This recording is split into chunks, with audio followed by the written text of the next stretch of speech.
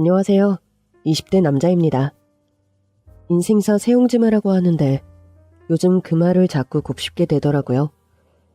그런데 어릴 때는 어쩔 수 없이 자신의 선택과 판단이 아닌 주어진 환경이 크잖아요. 어린 시절 다른 아이들이 커서 의사가 되겠다, 과학자가 되겠다, 혹은 아나운서가 되겠다며 도화지에 그림을 그리는 걸 봤어요. 좋겠다. 꿈이라도 꿀 수 있어서. 방금 뭐라 그랬어? 왜? 넌 커서 뭐가 되고 싶은데? 슈퍼마켓 주인? 뭐? 무슨 꿈이 그래? 슈퍼마켓에는 먹을 게 많잖아. 쌀도 있고 과자도 있고. 그것 때문에 슈퍼마켓 주인이 되고 싶다고? 그냥 가서 사면 되잖아. 너 참 특이하다. 그래? 당시에 저는 10년, 20년 뒤를 상상할 여력이 없었습니다. 코앞에 닥친 생계, 그리고 생존이 목표였거든요. 저희 엄마는 엄청 예뻤어요. 저만 그렇게 생각한 게 아니라 다들 그렇게 말할 만큼 정말 미인이셨죠. 가끔 엄마는 이렇게 예쁜데 왜 하루 종일 식당에서 설거지만 할까 생각했어요. 그렇지만 엄마의 목표도 당장의 생계와 생존이었으니 어쩔 수 없는 것이었습니다. 영준아, 아유, 할미 팔다리 어깨 좀 주물러 봐라. 할머니, 어디 다녀왔어요? 저기 민수 할매네 밭을 좀 도와주고 왔지. 이거 봐라. 호박이랑 토마토도 얻어오고. 우리 영준이 좋아하는 삼겹살도 사왔다. 우와, 오늘 고기 먹는 거야? 그럼 이따가 네 아버지 엄마 오면 함께 먹어야지. 드물지만 이런 날도 있었습니다. 크리스마스며 생일보다 기쁜 날이었어요. 고기 먹는 날이요. 태어났을 때부터 쭉 할머니와 함께 살았습니다. 친할머니였어요. 그래서 언젠가 하루는 엄마한테 물어본 적이 있었죠. 친할머니는 있는데 왜 외할머니는 없냐고요. 친구들이 방학 되면 친할머니 댁 갔다가 외할머니 댁에 다녀왔다고 했을 때 처음 알았어요. 할머니는 한 명이 아니라 2명이라는 것을요. 왜 나는 외할머니가 없어? 그리고 할아버지들은 어디 있어? 너 할머니 계시잖아. 그러니까 아빠의 엄마라 친할머니고 다른 애들은 외할머니도 있대. 그리고 영자가 그러는데 친할머니보다 외할머니가 훨씬 좋대. 맛있는 것도 많이 사주고 더 예뻐해준대. 우리도 외할머니한테 가면 안 돼? 친할머니는 맨날 보잖아. 난처한 표정을 하던 엄마였는데 나중에야 그 이유를 알게 되었거든요. 어떻게 해서 제가 태어난 건지, 왜 우리는 외가 식구들이 없는지 듣게 되었습니다. 엄마는 동네에서 소문난 미인이었고 집에서 사랑받는 막내딸이었다고 합니다. 그리고 외할아버지는 동네에서 큰 슈퍼마켓을 운영하셨대요. 진이야, 저 아빤데 이따 가게 나와서 좀 도와줄 수 있냐? 오늘 계산하는 아주머니 한 분이 갑자기 일이 생겼다고 그러질 뭐니? 제가 나갈게요. 그래, 고맙다. 외할아버지의 부탁으로 종종 엄마는 슈퍼마켓 일을 도와주러 갔다고 합니다. 진짜 도움이 필요한 날도 있었지만 사실은 그냥 엄마가 가게 나오는 걸 좋아하셨대요. 얼굴도 예쁜데 친절한 엄마가 슈퍼에 있는 게 좋았던 모양이죠. 남녀노소 모두가 좋아하는 사람이었다고 합니다.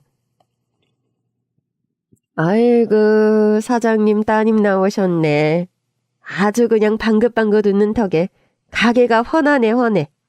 진희씨, 시집가기에는 이르긴 한데 누구 만나는 사람 없어?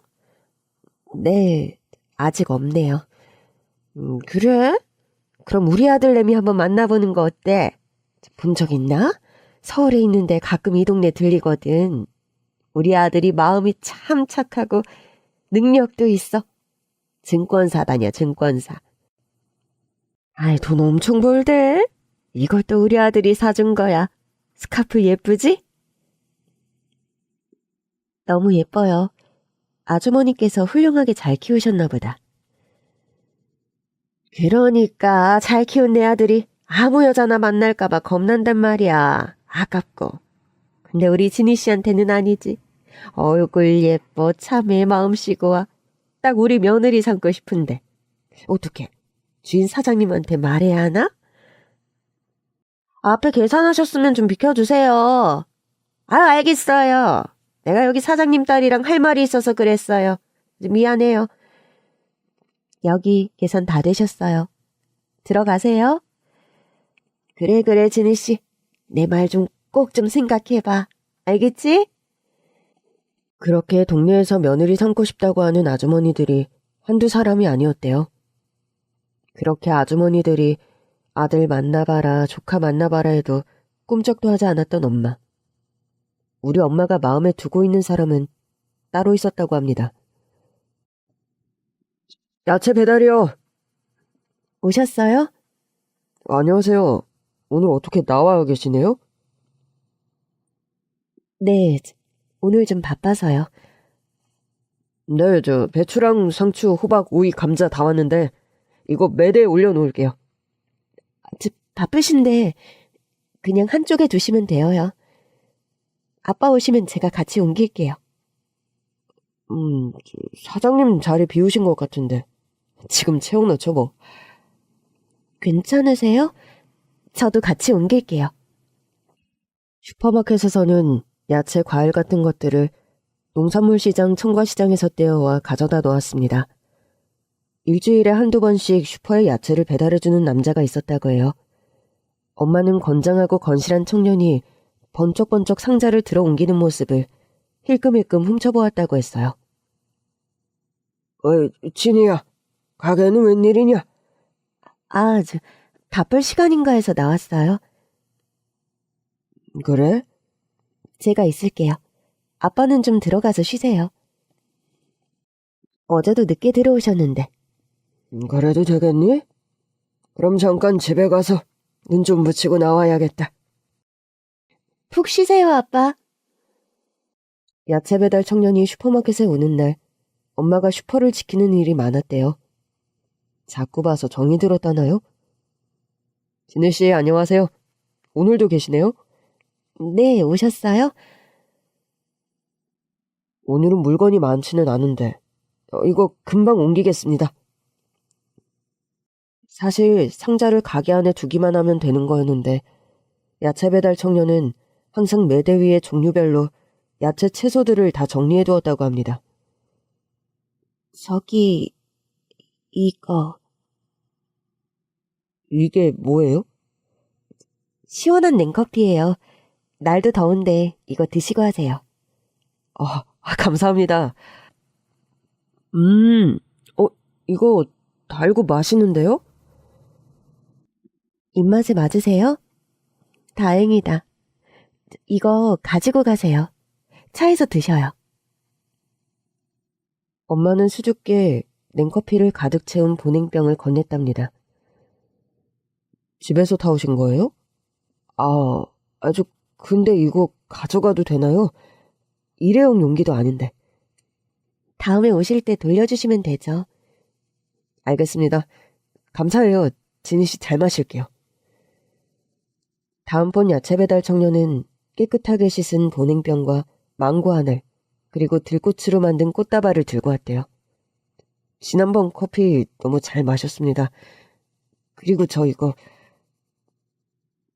이게 뭐예요? 청과시장 갔다가 샀어요. 달큰하니 맛있다고 하더라고요. 한번 드셔보세요. 당시만 해도 망고는 비싸고 해서 쉽게 먹을 수 있는 과일이 아니었대요.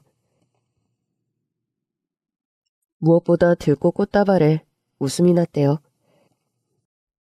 꽃가게에서 산 건 절대 아니었고 정말 들꽃을 꺾어서 끈으로 서툴게 엮은 꽃다발이었다고 합니다.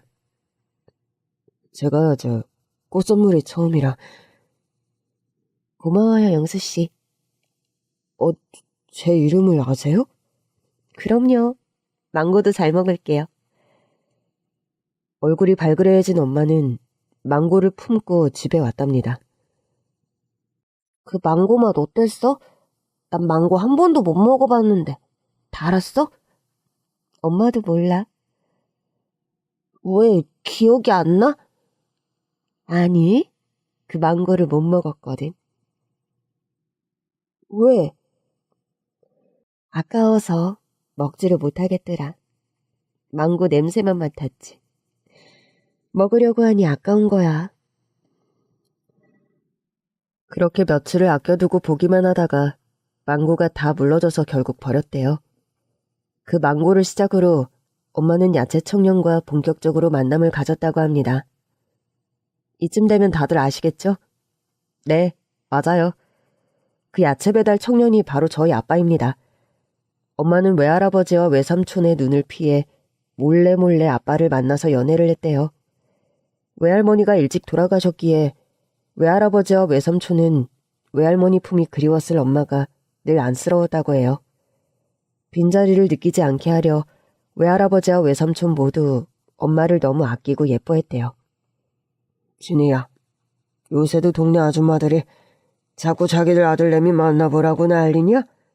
네, 뭐 그냥 하는 말이죠 뭐. 아주 여편 애들이 극성이야. 우리 막내딸 진이를 내가 아무한테나 보내려고? 내가 진이를 어떻게 키웠는데 어림도 없지.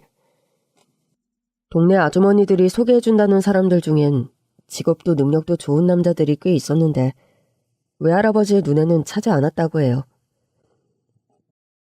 그러니 야채 배달을 하는 아빠가 외할아버지나 외삼촌 마음에 들 리가 없었죠.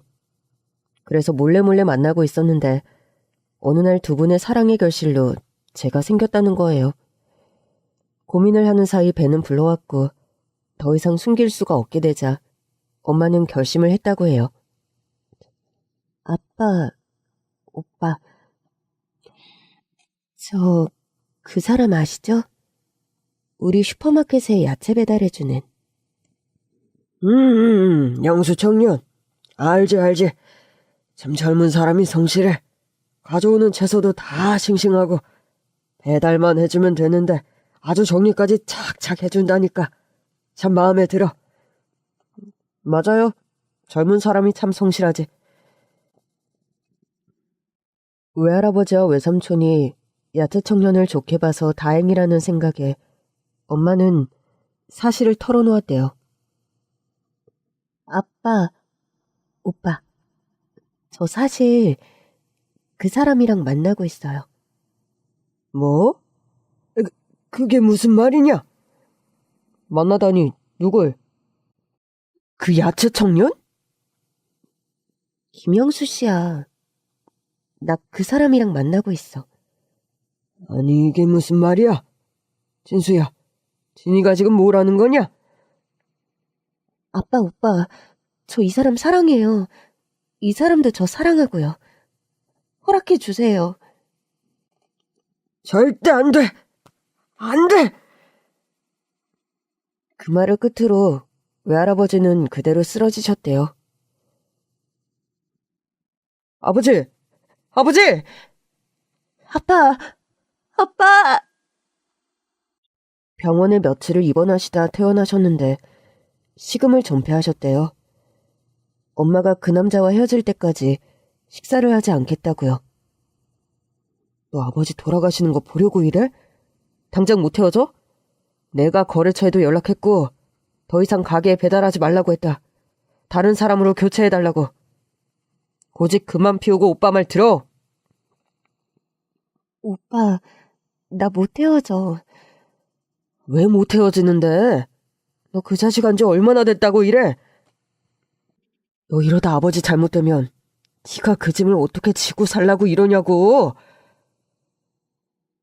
너 오늘부터 집 밖으로 한 발짝도 나갈 생각하지 마. 못 가. 못 나가. 오빠, 나 정말 안 돼. 나 그 사람 없으면 안 된다고. 차마 그 상황에서 아기를 가졌다는 말은 할 수가 없었대요. 쓰러지신 외할아버지가 더 충격을 받을까 봐요. 그렇게 전전긍긍하는 사이 시간은 흐르고 절박해진 엄마와 아빠는 결정을 내려야 했어요. 새벽 동도 트기 전이었다고 해요. 엄마는 외삼촌 몰래 짐을 꾸려놨었고 새벽 집 앞에 트럭을 세우고 기다리던 아빠에게 달려갔다고 합니다. 그동안 저축해뒀던 통장과 옷까지 몇 개만 챙겨서요. 진희 씨, 미안해요. 내가 미안해. 어서 가요. 우리 아이를 지키려면 이 방법밖에 없어요. 지금은요. 엄마는 단단히 마음을 먹었고 스스로 결정을 한 이상 뒤돌아볼 수가 없었다고 합니다. 그렇게 고향에서 멀리 떨어져 친할머니가 계신 집으로 왔습니다. 돈도 없고 뱃속에 제가 있었으니 당장 지낼 곳이 필요한 것이었죠. 어머니, 저 왔어요. 여기 그때 말씀드린 진이에요. 우리 어머니죠. 인사드려. 어머님 안녕하세요. 저 영수 씨랑 결혼할 박진이라고 해요.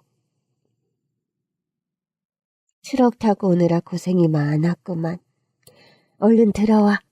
방바닥 따뜻하게 대편했으니까. 친할머니는 별말 없이 엄마를 맞이하셨다고 합니다. 그렇게 엄마와 아빠는 친할머니와 함께 살게 되었죠. 혼인신고만 하고 결혼식도 그냥 성당에 가서 맹세만 하는 것으로 간단히 했고 조촐하게 사진만 찍었다고 합니다. 아버지는 친할머니와 같이 살게 된 후로도 계속 야채 배달 일을 하셨대요. 그 사이 제가 태어났습니다. 아들이 내 아들이여. 며느리 고생 많았다. 어머님, 몸조리가 제일로 중요하지. 미역을 끓여놨으니까 몸 풀 때까지 절대 안정해야 한다. 친할머니는 시집살이 같은 건 전혀 시키지 않는 분이었어요. 그도 그럴 것이 얼굴도 반반하고 나이도 어린 젊은 처자가 야채 배달하는 아들 하나 믿고 온 거였으니까요. 하지만 아빠의 야채 배달 일로 생계를 꾸리기 넉넉하지 않았고 제가 어느 정도 자랐을 때 저를 할머니 손에 맡기고 엄마는 식당에 설거지 일을 하러 다녔습니다. 여보, 진이야. 어? 왜? 무슨 일 있어? 그래도 아들이 태어났는데 이제는 용서해 주시지 않을까? 아버님이랑 형님한테 영준이도 보여드려야 하고 그게 맞지 않을까? 됐어. 소식 들은 건 없고? 아버님은 잘 지내시는 거지? 몰라. 아빠는 그래도 손주는 보셔야 하지 않겠냐며 엄마를 설득했지만 엄마는 단호했습니다. 이건 나중에 든 생각인데 사실 그때 엄마는 일부러 마음을 독하게 먹은 것 아니었을까요? 돈이 없고 생활이 빠듯한데 슈퍼마켓 운영하던 넉넉하게 지내던 친정집 생각이 얼마나 낫겠어요? 손주 앞세워서 가면 도움이라도 받을 수 있을까 하는 게 사람 마음이고요. 어쩌면 손주까지 데리고 왔는데 매몰차게 거절을 당하면 더 상처를 받았을 테니까 아예 친정에 발들일 생각을 안 했던 거죠. 하여튼 단호한 엄마의 결정으로 아버지는 장인어른 뵙는 일을 포기했다고 해요. 그러던 어느 날 제가 3살 때 큰 사고가 생겼다고 합니다.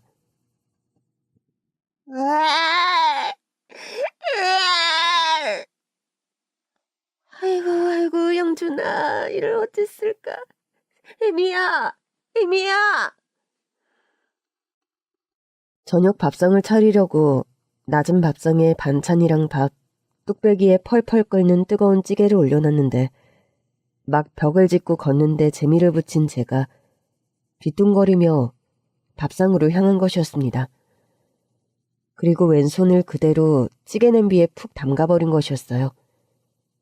찢어질 듯 날카로운 울음소리에 할머니가 달려와 저를 안아 올렸지만 왼손을 심하게 데인 후였어요. 어머니 병원이요, 병원.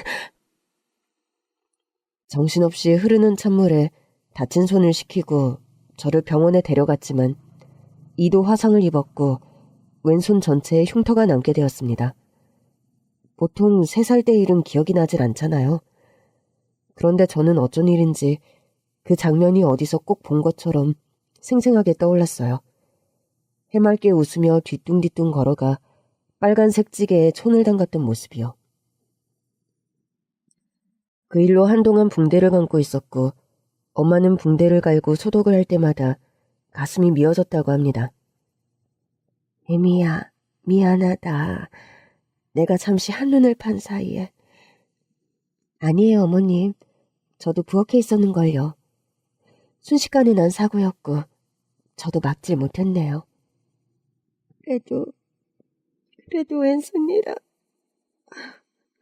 아우, 저 흉터 평생 남는다는데 우리 손주 불쌍해서 어쩔꼬. 치료 잘 받아야죠. 가뜩이나 빠듯한 생활에 화상치료까지 해야 했으니 아버지도 엄마도 더 열심히 일을 해야 했습니다. 제가 5살이 되었을 때 모처럼 주말 저녁에 가족이 다 같이 식사를 하고 있을 때였답니다. 쾅쾅쾅 누군가 현관문을 두드렸대요. 이 저녁에 누구지? 올 사람이 없는데. 누구세요? 그 사람은 대답 없이 계속 문만 두드렸대요.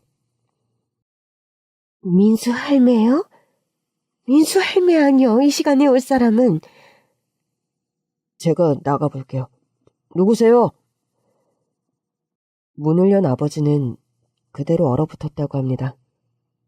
맞네. 맞게 찾아왔네. 진이야 오빠다. 오빠? 아빠를 밀쳐내고 성큼성큼 집 안으로 들어온 외삼촌은 집을 쭉 훑어보셨대요. 니슈. 오빠, 인사드리세요.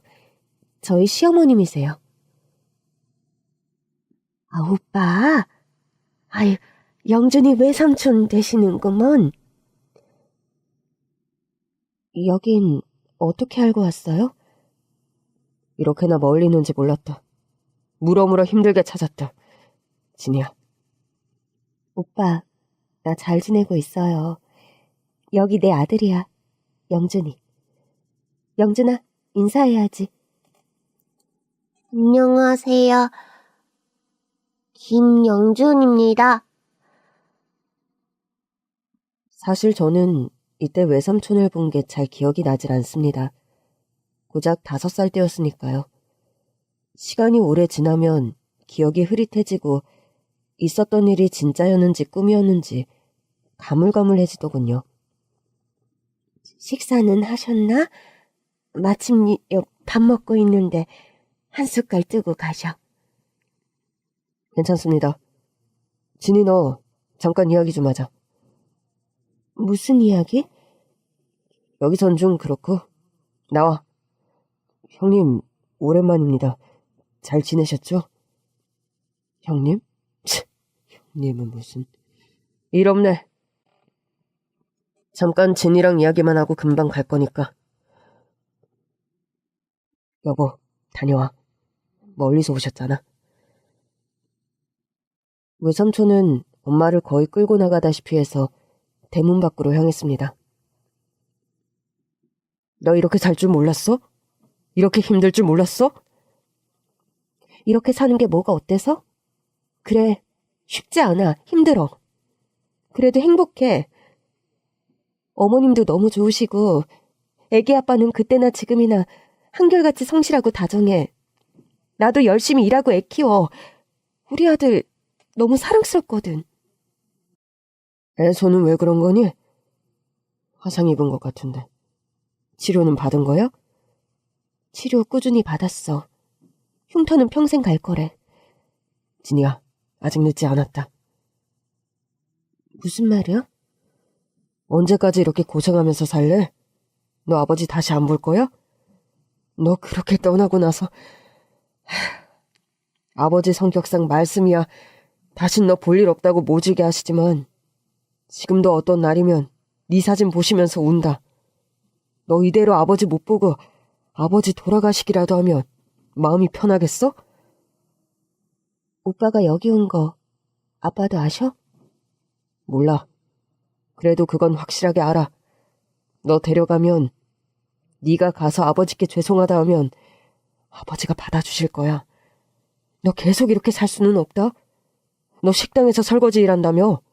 왜 그런 일로 힘들게 먹고 살아? 날 데려가다니? 이혼할. 애는 영준이야. 그래. 영준이는 할머니가 키워주시겠지. 새 출발해야 하는데 애가 있으면 그러기 힘들다. 너 네가 그렇게 떠나고 지금 잘 살고 있기라도 하면 내가 이렇게까지 말을 안 하겠어. 5년도 넘게 흘렀다. 뭐 나아진 게 있기나 해?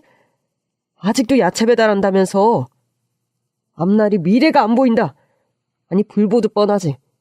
평생 허리 휘도록 일만 하다가 자식한테 물려주는 거 하나 없이 늙을 거고 너처럼 가난한 자식은 늙은 너를 돌볼 여력이 없을 거다. 지금이라도 오빠 말 듣고 정리해. 나랑 가자. 내가 아버지한테는 잘 말할게. 지금 무슨 소리 하는 거야? 오빠가 뭔데 내 생활을, 미래를 마음대로 판단하는 건데. 뭐? 영준이를 놓고 오빠 따라가자고? 내 자식이야. 내 배 아파 낳은 내 아들이라고. 어떻게 자식을 버리라는 말을 할 수가 있어? 오빠야말로 하나도 안 변했어. 그렇게 편협하고 매정하게 살아 계속. 그런 사람 곁에 누가 남아있을까? 평생 외롭고 고독하게 살다 늙어서 혼자 남겨지는 건 오빠야. 그런 말 하려고 왔으면 헛수고했네. 가. 난 더 할 말 없어. 큰 다툼이 있었고 엄마는 그대로 뒤돌아 대문을 쾅 닫았습니다. 외삼촌이 떠나신 뒤 아빠가 다시 대문에 가보니 흰 봉투가 놓여 있었대요. 얼마 되지 않았지만 돈을 두고 가신 거였어요. 형님, 가셨어? 들어와. 밥 먹게. 냉랭한 기운을 풍기는 엄마에게 바로 봉투를 건네지 못하고 그걸 그냥 서랍에 넣어두셨다고 합니다.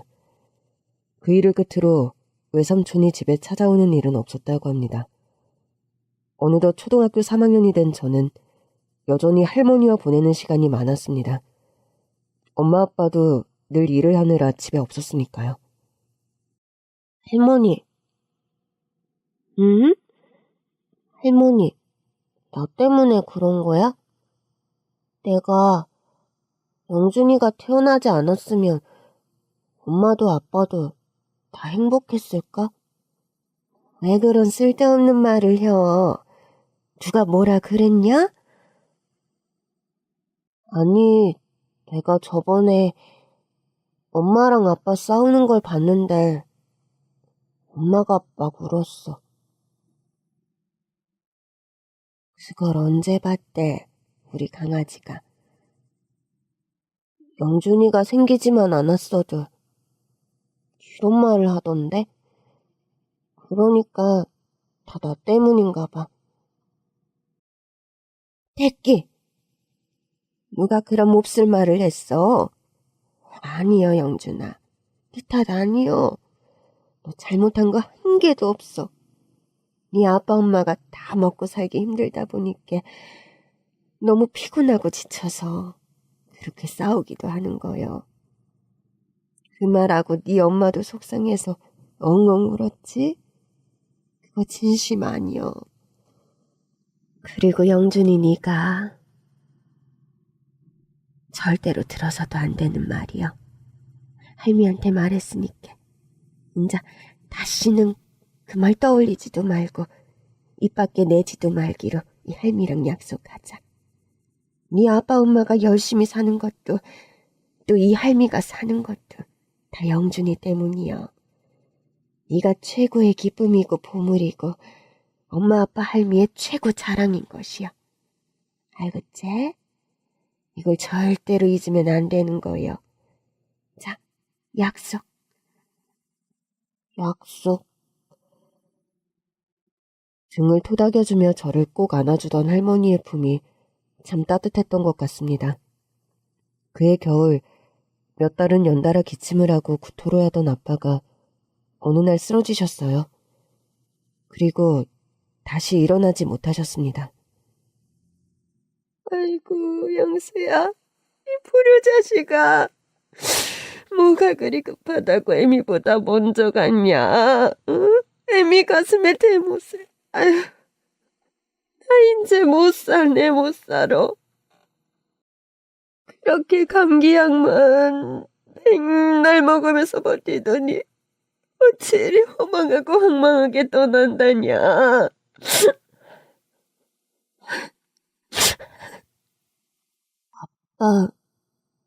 아빠.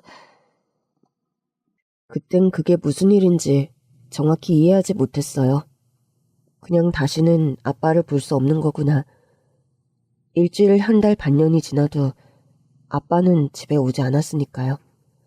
엄마는 일을 더 많이 해야 했습니다. 식당 설거지 일만으로는 세 식구 먹고 사는 게 힘들었거든요. 여러 일을 알아보다가 새벽에 두유 배달하는 일을 시작하셨어요. 철없던 저는 아침마다 엄마가 두유를 집에 가져오는 게 좋았습니다. 그렇게 맛있어? 응, 엄마가 두유를 매일 가져와서 좋아. 그래, 많이 먹어라. 두유 먹고 건강하게 커야지, 우리 아들. 에미야, 나 좀 잠깐 보자. 네, 어머니. 요즘 일을 많이 하느라 힘들지? 열심히 살아야죠. 영준이도 점점 커가고. 영준이 이제 반찬 해놓고 하면 차려 먹을 정도는 되었으니 나도 영준이 학교 보내고 하면 저녁까지 일을 하려고 한다. 어머님이요? 어떤 일을 하시게요? 민수 할매네 비닐하우스 세웠잖여. 원래 일 잘하고 하는 젊은 사람들 쓰려고 하는데 내가 일거리 좀 줄 거 없냐 했더니 하우스 일 도와주면 좋겠다고 하네. 잘 됐지? 괜찮으시겠어요?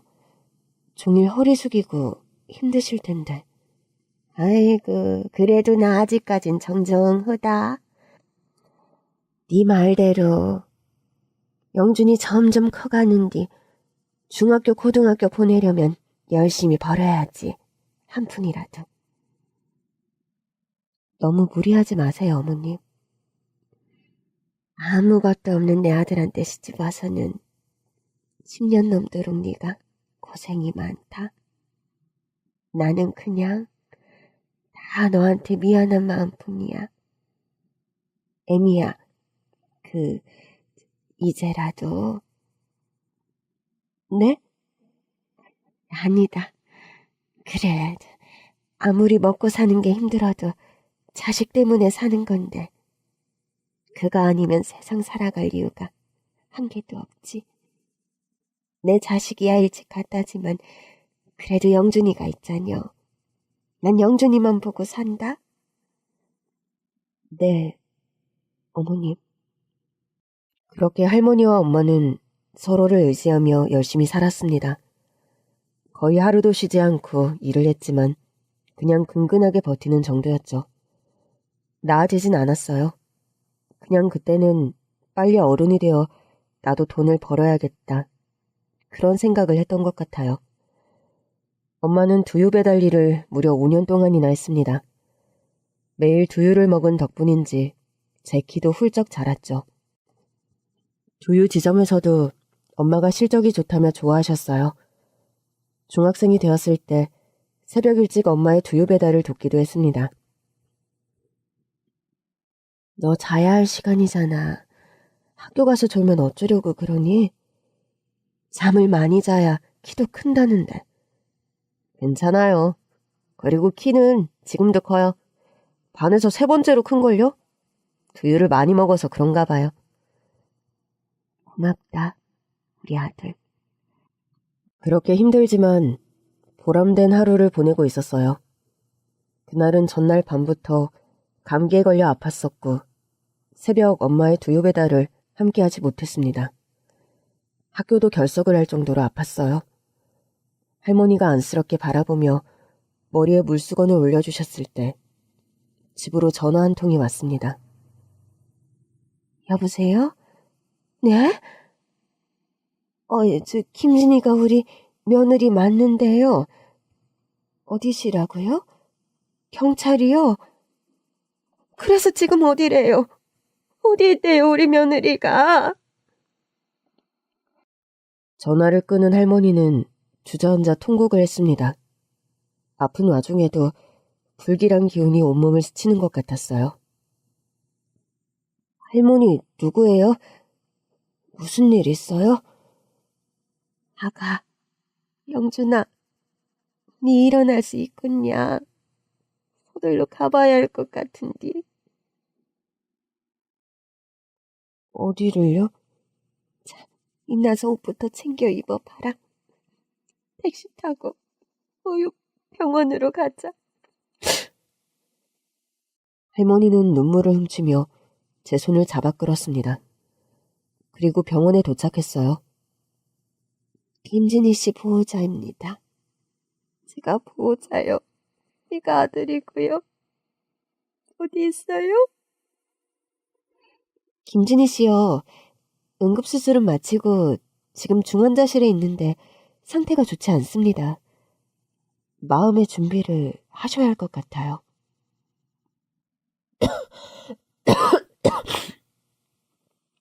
병실 어디예요? 안내받은 병실로 할머니와 함께 갔어요. 열기운 때문인지 머릿속이 새하얗게 되어버린 것 같았죠. 병원 침대에 엄마가 누워 있었습니다.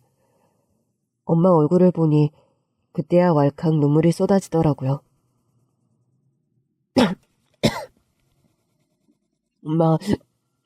엄마 나왔어. 엄마 아들 영준이. 엄마 눈 좀 떠봐. 세상에 일을 어땠을까? 우리 손주, 우리 며느리 불쌍해서 어쩐디야. 제 목소리를 들었는지 힘겹게 눈을 뜬 엄마가 저를 바라보았어요. 영준아, 엄마. 없어도 잘 살아야 해. 그리고 너희 왜... 이 말을 끝으로 엄마는 눈을 감았습니다. 마지막에 어떤 말을 했는지는 잘 듣지를 못했어요.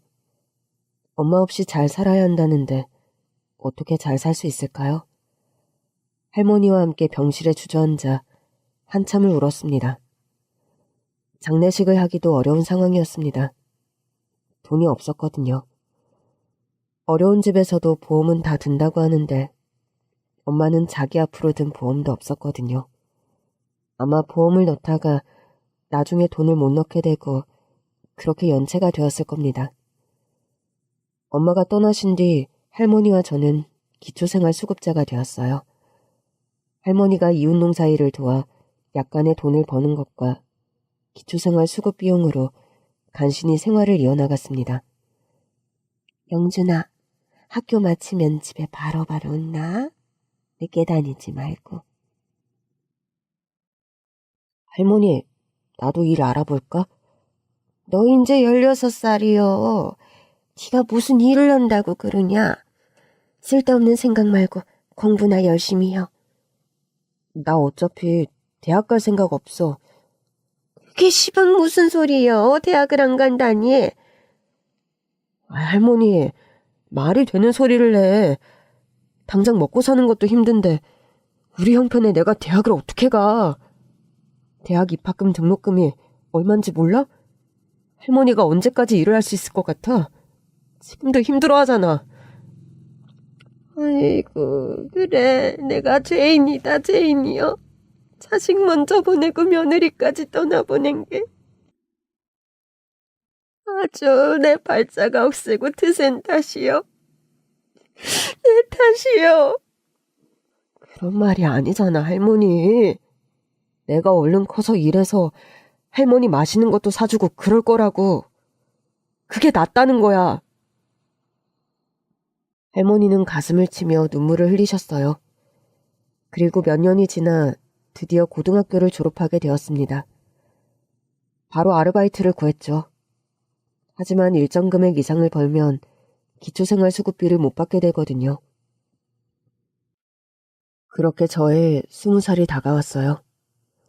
생활비 받는 것으로 집세를 내고 할머니 병원비를 감당하고 식비를 쓰면 돈이 뚝 떨어졌습니다. 어느 날 일 끝나고 늦은 저녁 골목 담벼락에 기대어 가로등을 보는데 빛 주변에 하루살이들이 모여드는 게 보이더군요. 하루살이구나. 너희는 정말 하루만 사는 거야? 그래서 하루살이인 거야? 그땐 간신히 힘들게 하루를 버티는 게 버거웠고 아침에 눈을 뜬 다음 또 하루를 살아내야 한다는 것이 그저 막막하기만 했습니다. 끝이 보이지 않는 터널 안을 걷는 것 같았는데 뒤돌아갈 수도 없고 주저앉아 있을 수도 없었죠. 오죽하면 하루만 살고 간다는 하루살이가 부러웠을까요?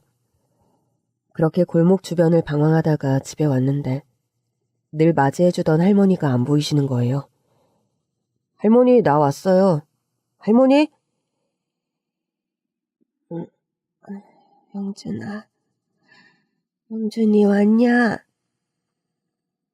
방 안에는 할머니가 누워 계셨는데 머리를 만져보니 열이 높은 것 같았어요. 할머니, 괜찮아? 약은 먹었어? 할머니가 제 손을 꾹 쥐며 희미하게 미소를 짓더군요. 서랍 안에 하나 남은 해열제를 찾았습니다. 할머니, 이거라도 먹어. 자, 여기 물. 일어나서 약 드세요. 하루쯤 쉬면 괜찮아질 거요. 걱정 말어. 할머니, 내 이불도 덮고 자. 따뜻하게 하고 자야 돼요. 너까지 감기 들면 어쩌려 그랴. 할미한테 감기 울물라. 저짝으로 가 있으라. 할미 괜찮여. 그날 저는 거의 뜬 눈으로 밤을 샜습니다. 떠난 아버지와 엄마를 생각했어요. 사실 아버지가 가실 땐 너무 어려서 잘 기억이 나지 않았는데 엄마가 떠난 날은 아직도 너무 생생하게 떠올랐었죠. 제가 잠이 들면 그 사이 할머니가 말없이 영영 떠나버리기라도 할까봐 너무 무서웠어요. 밤새 할머니 곁을 지키며 상태를 살펴보았습니다. 다행히 아침이 되자 할머니의 열이 조금 내린 것 같았어요. 한 끼라도 든든히 드셔야 되는데 보니까 집에 라면밖에 없더라고요. 저금통을 열어보니 남아있는 돈은 단돈 1,000원. 갑자기 너무 서러워 눈물이 흐르는 걸 간신히 참았습니다. 할머니, 여기 물. 물 마시고 좀 쉬고 있어요. 내가 죽 끓여줄게요. 소고기죽. 응? 그런 것도 할 줄 알아? 근데 모르다가 소고기죽을 끓인다고 한다 그려. 라면이나 먹으면 되지. 아니야. 할머니 아프잖아. 라면은 안 돼. 조금만 쉬고 있어요. 나갔다 올게. 1,000원을 들고 나와 버스를 탔습니다. 동네 슈퍼에 들어가기가 꺼려지더라고요. 집에서 최대한 멀리 떨어진 번화가에서 내렸어요. 휘적휘적 거리를 걷다 보니 무인 밀키트점이 보이더라고요. 유리창 밖에서 대충 안을 봐도 주인은 없는 것 같았습니다. 마른 침을 꿀꺽 삼키고 안으로 들어갔죠. 단번에 눈에 들어온 것은 진열대에 놓여있던 죽 세트였습니다. 소고기죽이다. 이번 한 번만. 손이 떨렸지만 눈을 질끈 감고 소고기죽 세트를 집어 잠바 안에 집어넣었습니다. 잠바 지퍼를 올리고 진열대 앞에서 발을 떼는 순간 가게 안쪽에 있는 작은 문에서 누군가 나와 저를 붙잡더군요. 거기 잠깐, 동작 그만. 내가 안에서 카메라로 다 봤어. 지금 가게 밖으로 나가면 신고할 거고 일 커질 거야. 뭘요? 뭘 보셨는데요? 어허, 이럴 거야? 그럼 이 잠바 안에 있는 이건 뭔데? 사장이 순식간에 저를 돌려세우며 숨겨두었던 죽을 꺼내더군요. 도망치려고 버둥버둥거리는 저를 사장이 붙잡았죠. 이거 놔요. 놓으세요. 아무리 그래도 그렇지. 남의 것을 그냥 가져가면 안 되는 거야. 어? 절대 놓아주지 않을 것처럼 저를 붙잡았는데 사장이 제 손을 보는 순간 죽 세트를 툭 바닥에 떨어뜨리더군요. 제 왼손을 획 잡더니 가까이서 보는 겁니다. 왜요? 뭐 화상 입은 사람 처음 보세요? 너 이름이 뭐야? 왜요? 떨리는 목소리로 제 손과 얼굴을 번갈아 보던 사장이 제 이름을 재차 물었습니다. 어쩌면 잘만 하면 큰 문제 없이 보내줄 수도 있겠다는 생각이 들었어요. 김영준이요. 맞구나. 너구나. 영준이 너 맞구나. 제 이름을 들은 밀키트점 사장이 갑자기 저를 와락 끌어안으며 대성통곡을 하는 겁니다. 너무 당황스러웠어요. 왜 이러세요? 영준아. 저를 아세요? 한참을 울던 사장이 눈물을 훔치고는 저에게 믿을 수 없는 말을 꺼냈습니다. 엄마는 잘 지내시니? 저희 엄마를 아세요? 내가 네 엄마의 오빠다.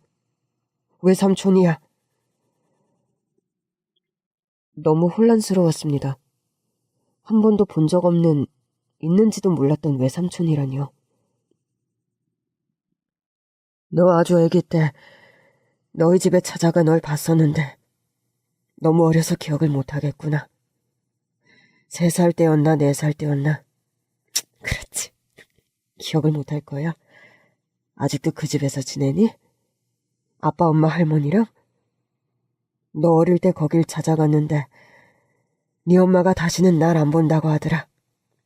연을 끊겠다는 거였지. 근데 너 이 손 말이다. 아주 어렸을 때 다친 거지? 내가 너 애길 때 봤을 때도 손이 그랬거든. 손의 상처도 그렇지만 자세히 보니 얼굴이 꼭 진이를 닮았구나. 진이 아들이 맞아.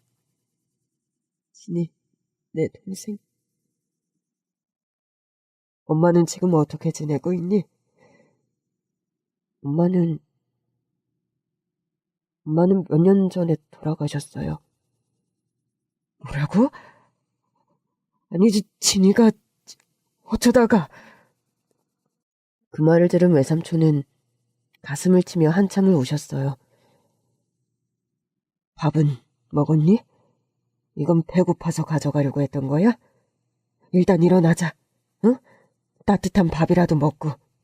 그래, 이 죽도 가져가라. 뭐도 필요한 건 없어? 다 가져가렴. 눈치도 없이 배에서 꼬르륵 소리가 난 걸 들으셨나 봅니다. 창피하더라고요. 사실상 어제부터 아무것도 먹질 못했거든요. 할머니가 아프세요. 죽도 할머니 때문에 그런 거예요.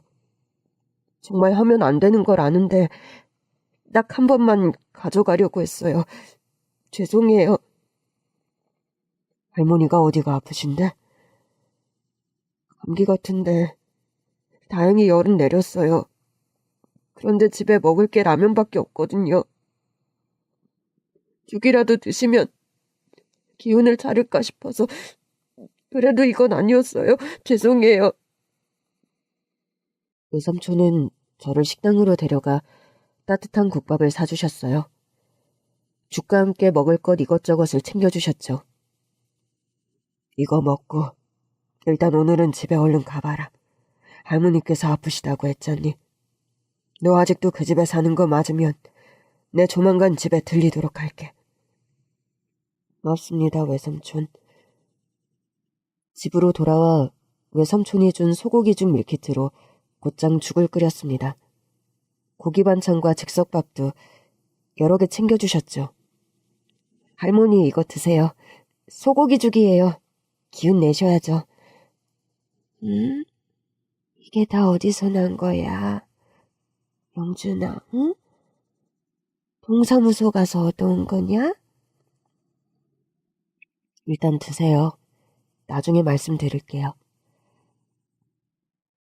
할머니는 소고기죽을 아주 맛있게 드셨어요. 든든하게 끼니를 드신 덕분인지 하루 쉬고 나니 기운을 차리셨죠. 그리고 며칠 뒤 집에 오겠다는 말을 했던 외삼촌이 정말 찾아왔어요. 고기랑 과일, 채소, 쌀을 한가득 싣고 오셨죠. 안녕하세요. 그래 영준아. 잘 있었니? 아니, 이게 누구요? 영준이 삼촌 아니신가? 참말로 오랜만이네, 그려. 영준이 아기 때 한번 오셨었잖아. 그게 벌써면 10년도도 지나버린 것 같으네. 잘 지내셨어요? 진이 오빠, 영준이 외삼촌입니다. 오랜만에 인사드려요. 집에 찾아온 외삼촌과 오랜 시간 이야기를 나누었어요. 그동안 살아온 이야기, 울고 웃으며 사실 웃을 일은 많이 없었지만요. 이제와 무슨 소용이 있겠나 싶겠지만 이렇게 된 것을 많이 후회합니다. 다 지난 일이요. 나야말로 미안하게 됐네. 며느리가 그렇게 갑작스럽게 떠났을 때도 나도 고민을 했지. 사돈댁에 연락을 해야 하는 거 아닌가.